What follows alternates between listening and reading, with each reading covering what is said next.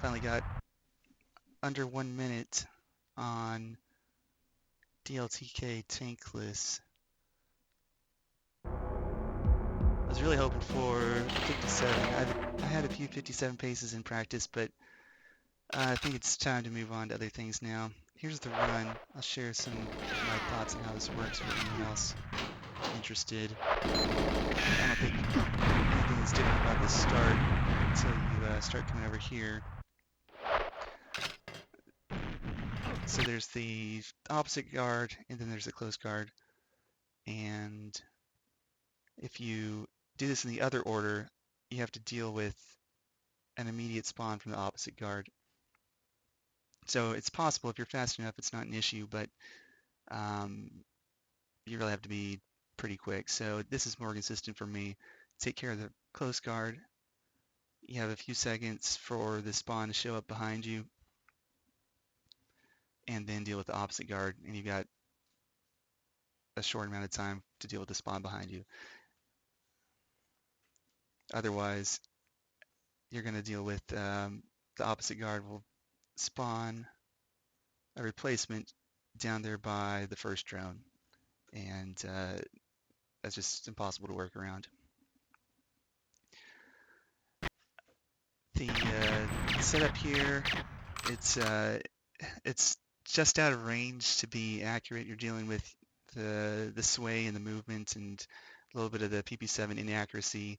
It's kind of RNG here. Um, I think 19 seconds is going to be pace for 57 exit, which is what I was shooting for. I lost a little bit of time, so that didn't happen. But anything faster than that, 18 seconds or 17 seconds is obviously going to be better. But I end up losing time with the setup there, the crosshair, and things like that. You can save time at the start. Icy says, just hold run speed the full time at the start, throw a grenade at the patrol. But I was too inconsistent with the aim for that, and really the start is just like so much RNG with getting the grenade right for the patrol, dealing with the hut, and the whole barrel setup. I was trying for something consistent, so you can save 1.5 seconds at the start by holding run speed for the first patrol and going straight for the grenades and into the hut, and just pray for a good animation. But I didn't have the patience for that, so there's some time saves there. uh, Lineup, you can come up with whatever works for you here. This is just to get things going. This is the most, I don't know, consistent or safe lineup I found that works for me. The challenge is this guy right here. You have to be back far enough that you don't trigger his line of sight. And so you can go like halfway up to the cubby guard, and then it's like, I don't quite know. It's like he's got line of sight on the other guards, and once they die, he gets suspicious. I know it's not coded like that, but that's what it feels like. So I just hung back a ways, threw the grenade at the cubby grenade, built up run speed, and try and leave so that you can trigger the cubby animation.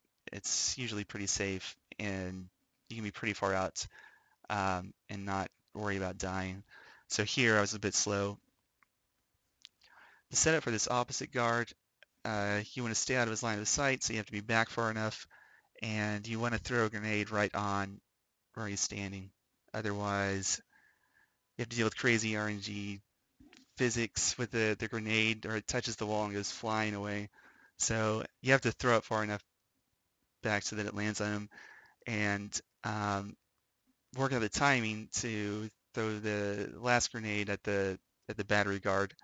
And so here where I'm standing, this is where I'm going to start holding Z for the battery guard. Now there is a bit of luck involved with the battery. Maybe you can get the right lineup to get the battery and the guard at the same time. I did that on my 101. I've seen that maybe 4 times, and only one of those was an actual completion. Um, and I think maybe 2 of those were a completion, but only one of those was a PB. The other 2 I got them and didn't complete the level.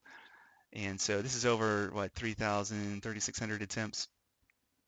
So maybe there's a consistent lineup you can find, but I don't know, with the angle and the vertical motion, it just seemed pretty inconsistent to find anything for that. So I just went with something safe, went for the guard, and then on the exit went for the battery. Um, so that's it. About the timing works out. You don't have to worry about the last battery guard. The grenade will go off and take care of him at that time. Then you just kind of finish out like the regular LTK run. Uh, I don't know. I thought my lineup was pretty consistent, pretty safe. Sean John asked me about that, and I didn't think I was doing anything special. It's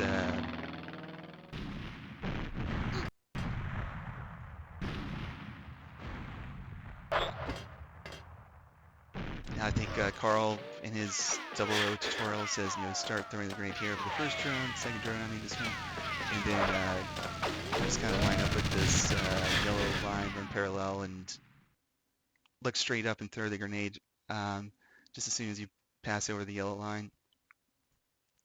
And it kind of bounces and hits the top of the drone and detonates.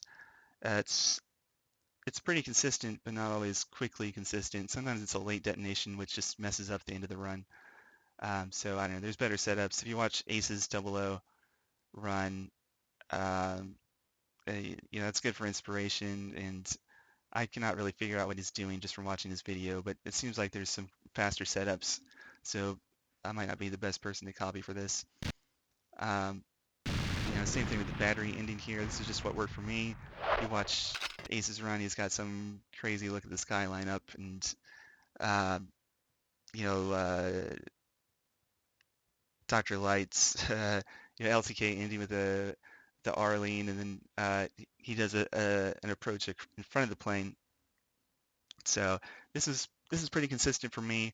The hard part was getting the timing, as a lot of times in practice I get the aim right, the grenade would go off, and exit the level, and it just doesn't detonate. So there's some like RNG there. If your grenade's just perfect, it can detonate really fast. If your grenade's slightly not perfect, it doesn't detonate fast, and that's really frustrating. I had 257 fails because of slow battery. Um, but I think that's enough for me. Time to move on to other things. It's been a lot of fun. I hope other players can draw some inspiration from this and like to see how low this time can go.